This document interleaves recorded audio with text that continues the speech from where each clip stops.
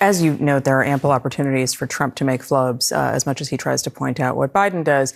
Trump is taking this more seriously than people allow publicly, right? I mean, in public, his aides often downplay the prep that he does. Right. He's been doing not standard debate prep. He doesn't have stand-ins as of now for Biden in these debates. So he's not doing mock debates. He's not doing mock debates. No, that could certainly change. But he's been doing what they've been describing as policy time, where they bring in different people to brief him. A bunch of senators have come in. Last week, Senator Marco Rubio and Senator Eric Schmidt both briefed him at the RNC headquarters after his meetings with lawmakers around Capitol Hill, which was his first major meeting with party members since he became the presumptive nominee.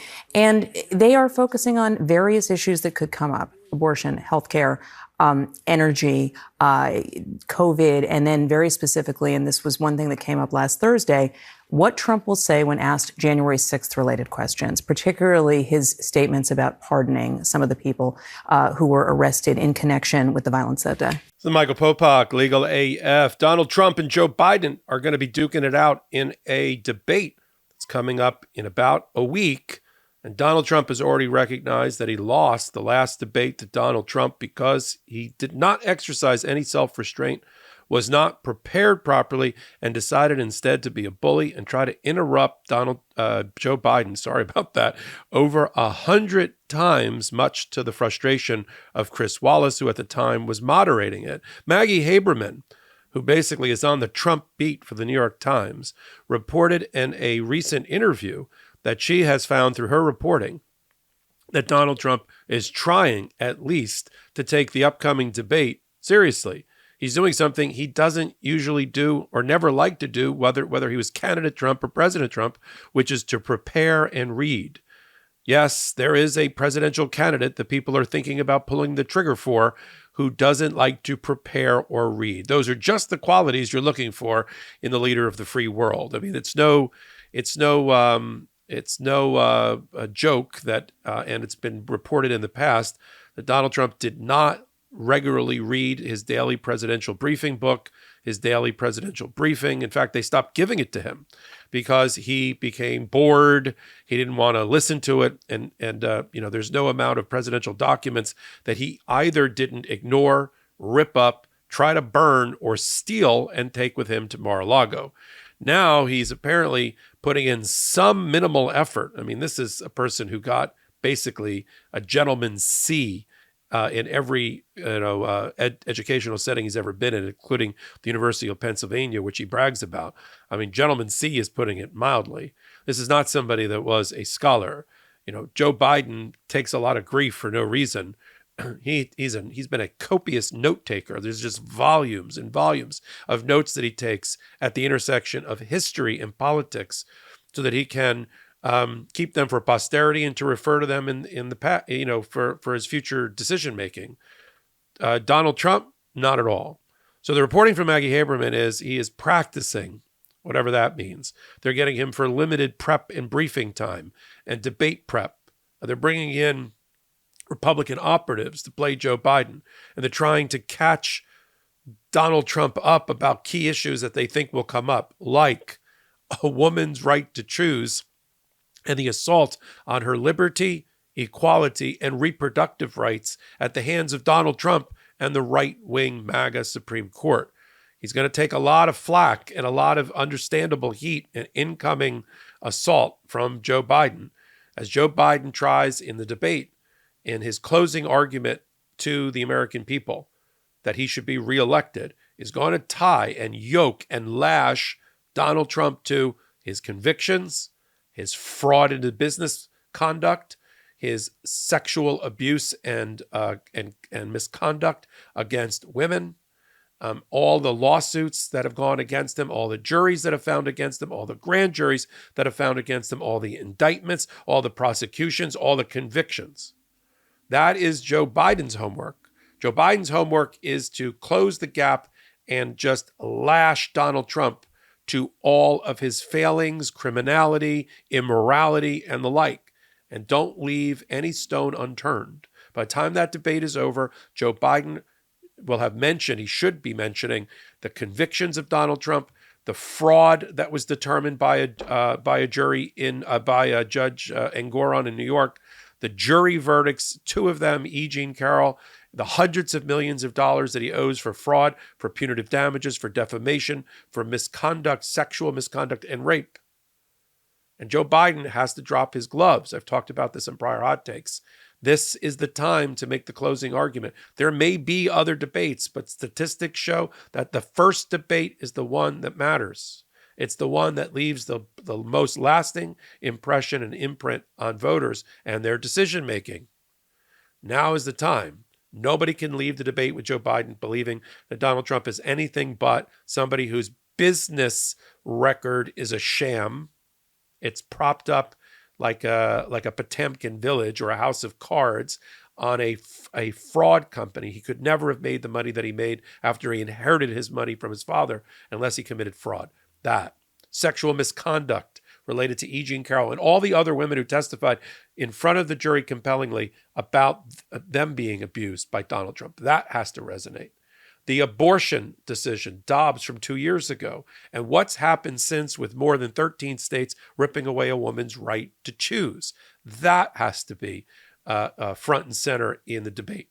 Summer is jam-packed, and the heat, no joke.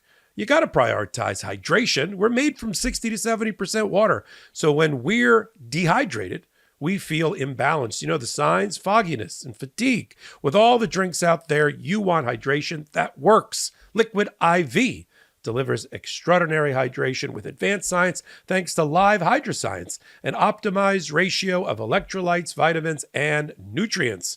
1 stick of Liquid IV delivers superior hydration to water alone with 3 times the electrolytes of the leading sports drink, plus 8 vitamins and nutrients. It's hydration for endurance, mental clarity, and overall well-being. Sugar-free white peach, for me, the perfect poolside companion. Liquid IV is a must-have for my bag of summer necessities. It is the #1 powdered hydration brand in America. Tear, pour, live more. 1 stick plus 16 ounces of water hydrates better than water alone. 8 vitamins and nutrients. It's non-GMO and free from gluten, dairy, and soy. And there's no artificial colors or sweeteners. There's 4 delicious sugar-free flavors: white peach, green grape, raspberry melon, and lemon lime. It's a 0-sugar hydration solution with no artificial sweeteners. Clinically tested to hydrate more than water alone. Turn your ordinary water into extraordinary hydration with Liquid IV. Get 20% off your first order of Liquid IV when you go to liquidiv.com and use code LEGALAF at checkout. That's 20% off your first order when you shop Better Hydration using promo code LEGALAF at liquidiv.com. And Donald Trump's going to have to be made to answer for what has happened to women in America who have been reduced to second-class citizens with limited civil rights and no reproductive rights and no rights of bodily autonomy because of Donald Trump and who he placed those 3 Supreme Court justices on the Supreme Court. And once they got the numbers, that out-of-step right-wing court trying to shove it down everybody's throats, their church, religion, right-wing based agenda and political and judicial activism. That has to be the focus of this debate. And Donald Trump, he can prep all he wants about his failed immigration policy that led to the border crisis, his failed women's rights policies, his failed voting rights policies. And then he's going to have to answer for Jan 6th in a way that he's never have. Donald Trump sits silently at hearings and arraignments and oral arguments for the Supreme Court. He never speaks. He lets his cheap-suited lawyers do the talking, in circular, unhinged legal reasoning that sometimes resonates with certain judges, but usually does not. But now, in a debate, he's going to have to answer for Jan 6th, his role in trying to overturn the will of the people. His role as the ringleader, as the hub of the conspiracy. and all of the steps that it took from stop the steal, denying the legitimacy of the election even before it began, denying the legitimacy of mail-in ballots and absentee ballots, denying the legitimacy of votes made by armed forces, denying the count, denying everything. Even though he lost 70 lawsuits, every state and federal judge has found that he was wrong. His legal theory was wrong. His own lawyers, who are now either disbarred, discredited, or felons or indicted, were wrong. And he worked through a group of sycophants and people in the Department of Justice like Jeff Clark and others who have now been indicted or about to be in order to try to steal the election from Joe Biden and pressure campaign on Mike Pence. All of that work on Jan 6th and the insurrection and the attack on the Capitol and the battle for the soul of democracy that happened on Jan 6th has to be front and center in this debate. I don't care how many hours it is. That's Joe Biden's task, but it's also Donald Trump's task to try to answer for all of these things. I mean, in normal circumstances, it would be an impossible task, and it is an impossible task. Can you imagine any prior presidential candidate having to answer for any one of the things that I've just outlined on this hot take? Any one of them would tank his career. In the not too distant past, we've had presidential candidates who have admitted to either getting mental health help or that they cry, and that was a deal killer for the American people. We don't want a crier. We don't want somebody that addresses his mental health, right? George Bush looked at his watch while he was debating Clinton, and that killed him. Okay? Walter Mondale, had a terrible debate performance on one slip of the tongue, right? Gerald Ford mistook what was going on with the Iron Curtain and who was the enemy, and that killed his career. What I just laid out in this hot take in the last 8 minutes, any one of these things would be a disqualifier for Donald Trump.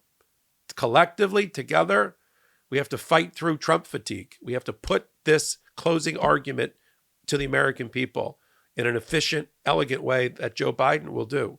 And no amount of prep or preparation by Donald Trump is going to help. I don't care how much he reviews his debate prep material, his binders, how many people they trot in to act like Joe Biden.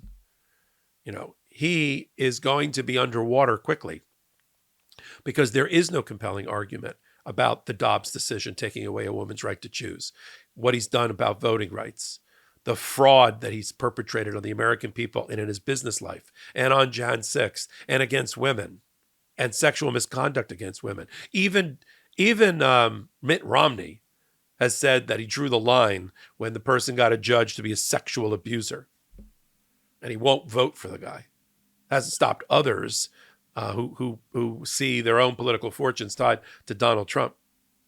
That's what the debate's all about, and that's why I thought the reporting by Maggie Haberman has been so important. And the fact that Donald Trump's admitted that he interrupted Biden too many times, and it was a bad look. It was known as a political, the equivalent of a food fight, the worst presidential debate in living memory. Donald Trump can't afford another one of those, although it will naturally happen because of the topics, as long as Joe Biden honestly keeps on track and attacks and goes into attack mode. I know it's unsavory, right? You want to be the president. You want to be above the fray. This is the fray. The vote is the fray. The election and the soul of America is the fray. You can't be above it. You got to be in it. As we've said before on MeidasTouch and on Legal AF, this is a competitive sport. This is a contact sport. And we've got to win it. And it's led by Joe Biden at the top. So we will see on next week's debate. It's going to be on CNN. It's anchored by Jake Tapper and Dana Bash, and I'm sure they're doing a great job in getting prepared. We'll continue to follow it. We'll have clips. We'll do a live report of the debate. We'll do a live stream of the debate and with commentary here on the MeidasTouch Network and on Legal AF. And then you can follow us on Wednesdays and Saturdays at 8 p.m. Eastern Time. We have a show, a full-length podcast called Legal AF. And I co-anchor it on Wednesdays with Karen Friedman, Nick Nifolo, Saturdays with Ben Meiselas, and then hot takes like this one at the intersection of law and politics. Lawyers talking about things, they know what they're talking about. How refreshing right here on the MeidasTouch Network. If you like what I'm doing, thumbs up, leave a comment. I don't know why I winked. It'll help with the ratings, help with the algorithmic gods. It'll keep us on the air. So until my next hot take, until my next Legal AF, this is Michael Popok reporting. Heary, heary, Legal AF Law Breakdown is now in session. Go beyond the headlines and get a deep dive into the important legal concepts you need to know and we discuss every day on Legal AF. Exclusive content you won't find anywhere else, all for the price of a couple of cups of coffee. Join us at patreon.com/legalaf. That's patreon.com/legalaf.